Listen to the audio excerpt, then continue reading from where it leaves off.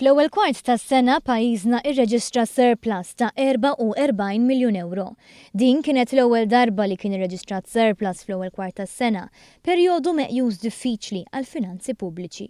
Fil-fatt tul is-sena li għaddiet meta pajjiżna rreġistra surplus għall-ewwel darba f'ħafna snin, fl-ewwel kwart tas-sena pajjiżna kellu deficit ta' madwar 68 miljun euro. Dan ifisser li mqabbel mas-sena l-oħra, is-sena rekord għall-finanzi pubbliċi, fl-ewwel kwart tal-2017 kien hemm titjib ta' 113 miljun euro fil-finanzi pubbliċi, skont il-kejl tal-Eurostat.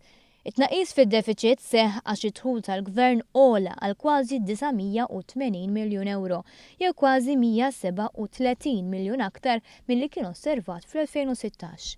Ta' min jinnota li minkejja tnaqqis ripetut fl-income tax, miżura li tat 20 ta' miljuni lill-familji tagħna, il-Gvern kompla jdaħħal ferm aktar minn din it-taxxa minħabba iż-żieda qawwija fl-impjiegi, kif ukoll it-titjib fil-profitti tan-negozji.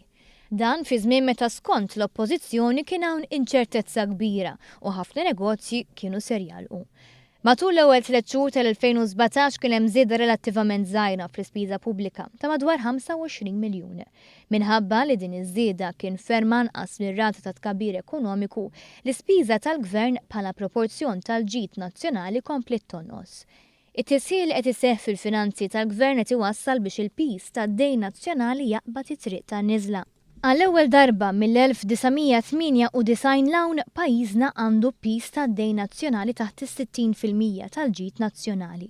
Fil-fatt, fl-ewwel kwart tal-2017 id-dejn nazzjonali waqa' taħt id-59% tal-ġid nazzjonali.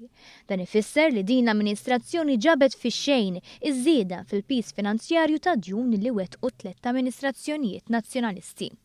Ir-riżultati fiskali pożittivi tal-ewwel kwart tas-sena seħħew meta pajjiżna kien għaddej minn spejjeż addizzjonali tal-Presidenza tal-Unjoni Ewropea.